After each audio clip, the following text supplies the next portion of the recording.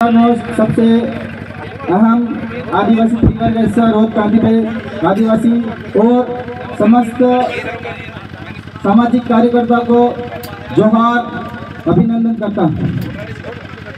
आज जो चिंतन शिविर है उसमें जो बात है कि मध्य प्रदेश मुक्ति मोर्चा आदिवासी परिवार काफ़ी समय से 10, 12, 15 साल से चिंतन शिविर का आयोजन कर रहा है।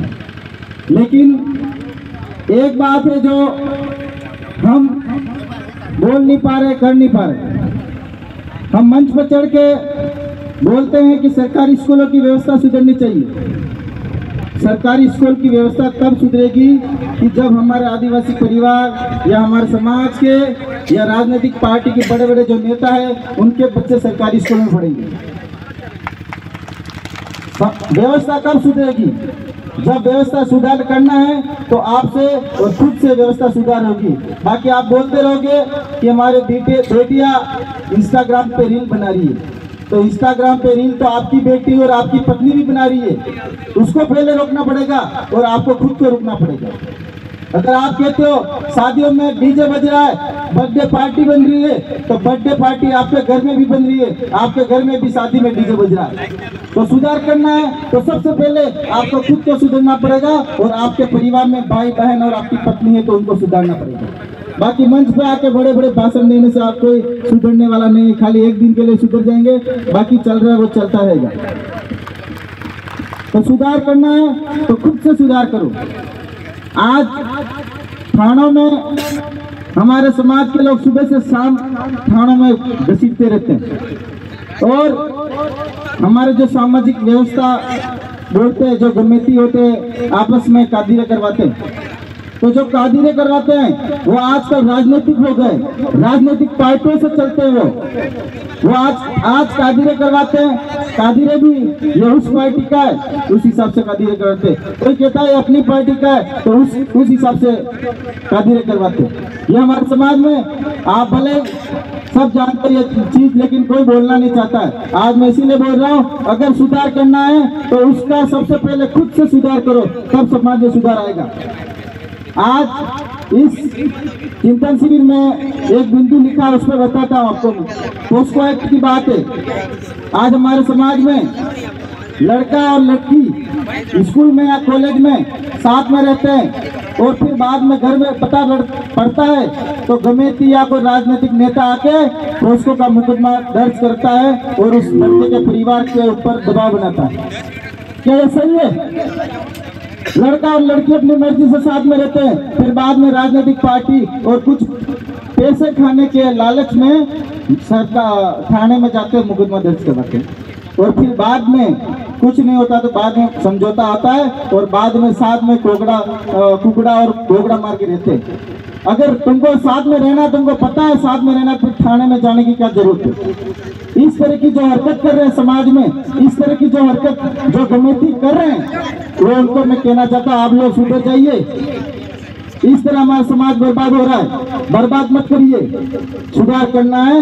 हमारे घर में अगर कुछ होता है लड़का लड़की साथ में, हमको पता है कि कुछ गलत नहीं हो तो हमको साथ में रखना ही है। तो पहले जो हमारी सामाजिक व्यवस्था बनी है उसके आधार पर हमको कादिरा करके और आराम से जिंदगी गुजारनी चाहिए। नवरोइन थानों के चक्कर में नहीं पड़ना चाहिए। आपको पता है लड़ाई झगड़ा होता है, उसका लास्ट में क्या होता है आपको पता नहीं? पता कादुरु भेजा लास्ट में देखने में, ये चीज हमको पहले भी पता है। उसके बाद ही हम थाने में दौड़ के थाने में चढ़ जाते हैं जोश में आके, नहीं आना थाना में गलाड़ूंगा।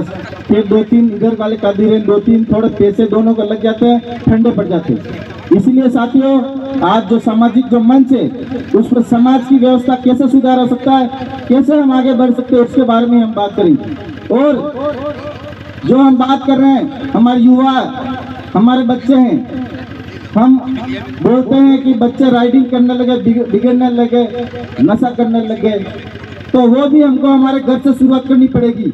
अगर हमारे बच्चे को हम बाइक दे रहे हैं और हमारे बच्चों को भेज रहे हैं तो पहले हमारे माँ बाप उनको बोलना पड़ेगा कि बच्चा हेलमेट पहन के जा। हेलमेट पहन के जा, नहीं तो रोड पे कुछ हादसा होगा, उस दिन हम छाती कूट के रहेंगे मेरा बेटा मर गया। तो आपको अपने से सुधार करना पड़ेगा। अगर बच्चों को बचाना है, बेटियों को बचाना है, स्कूल भेजना है, पढ़ाना है, लिखाना है, सरकारी स्कूल में पढ़ाना है, तो आप खुद अपने से शुरुआत करिए। अगर शादी में बैंड बाजा बजाना है और डीजे नहीं बजाना है तो अपने खुद की शादी से, मेरे अभी शादी बाकी है और मैं आज इस मंच पे बोल रहा हूँ कि डीजे मत बजाओ, और मैं अपनी शादी में डीजे बजा रहा हूँ और दारू बांट रहा हूँ, ये कर रहा हूँ, तो ये बात गलत है। इसलिए जो काम हो सकता है वही काम हमको बोलना चाहिए। आज जो मैं बोल रहा हूँ कि वास्तव में ये चीज़ है, तो वो मैं अपने खुद के ऊपर लागू नहीं करूँगा तो समाज कैसे सुधार होगा? समाज कैसे बनता है? एक व्यक्ति, दो व्यक्ति, तीन व्यक्ति, चार व्यक्ति से समाज का निर्माण होता है। तो एक व्यक्ति सुधार नहीं करेगा तो समाज कैसे सुधार होगा? इसीलिए हमको सुधार करना है तो दूसरे के घर में जागना छोड़कर हमारे अपने खुद के घर में हमको सुधार करना पड़ेगा। करना पड़ेगा नहीं करना पड़ेगा? इसीलिए आज की इस बैठक, आज जो चिंतन शिविर है, उसमें आपको एक बात बता के जा रहा हूँ कि अगर सुधार करना है तो दूसरों के घर में बेटियां क्या कर रही है उस पर मत ध्यान दो। अपने घर की बेटी क्या कर रही है, अपने घर की पत्नी की क्या कर रही है और हमारा बेटा क्या कर रहा है, उस पर ध्यान दोगे तो ये आज समाज सुधर जाएगा और आदिवासी समाज इस देश में बहुत बड़ा नाम उठेगा। ये चीज हमको समझनी पड़ेगी। और जो जंगल जमीन की बात है वो हर क्षेत्र में, हर जिले में, पूरे भारत देश में एक ही समस्या है, कोई अलग समस्या नहीं है। विस्थापन हो रहा है पूरे भारत देश में, आदिवासियों का विस्थापन हो रहा है और किसी का नहीं हो रहा है किसी का। और अगर जंगल है, ये जंगल है वन विभाग का है, हमने छोटा सा घर बनाने की नींव डाल दी तो हमारे ऊपर FIR करते हैं, हमारा को उठा के वन विभाग ले जाता है। लेकिन बड़े बड़े रिजोर्ट, बड़ी बड़ी होटलें इस वन विभाग में जंगल में खोल देते हैं, उन पर कोई रोक लगाने वाला नहीं है साथी। क्यों नहीं है? क्योंकि हम जिन नेताओं को भेजते हैं, जिन लोगों को हम आगे करके भेजते हैं, वो लोग हमारी पैरवी नहीं करते। वो लोग जो होटल बनाते हैं, जो बड़े बड़े रिजोर्ट बनाते हैं, उनकी पैरवी करते हैं। क्यों पैरवी करते हैं? क्योंकि उनके पास में पैसा जाता है होटल और रिजोर्ट बनाने के लिए। हमारी गलती क्या है साथियों? हम लोग ईमानदार नहीं है। आप भले इस ट्रेन के नीचे बैठे, मैं भी हूँ। अगर आपको एक ईमानदार नेता चाहिए तो आपको भी ईमानदार बनना पड़ेगा, आपको भी ईमानदार बनना पड़ेगा। आप सोचो ईमानदार कैसे बोलोगे? अगर आपको ईमानदार नेता चाहिए तो दारू और बकरा और कुकड़ा छोड़ना पड़ेगा साथियों। बिना दारू, बिना बकरा और बिना कुकड़ा के वोट दो तो ईमानदार नेता पैदा होगा। वरना आप सोच रहे होंगे हमको ये नेता, हम जिसको जिताएंगे और हमारे लिए ये जंगल बचाएगा, जमीन बचाएगा, हमारे बच्चों का आरक्षण बचाएगा, तो ये कभी संभव नहीं होगा, कभी संभव नहीं होगा।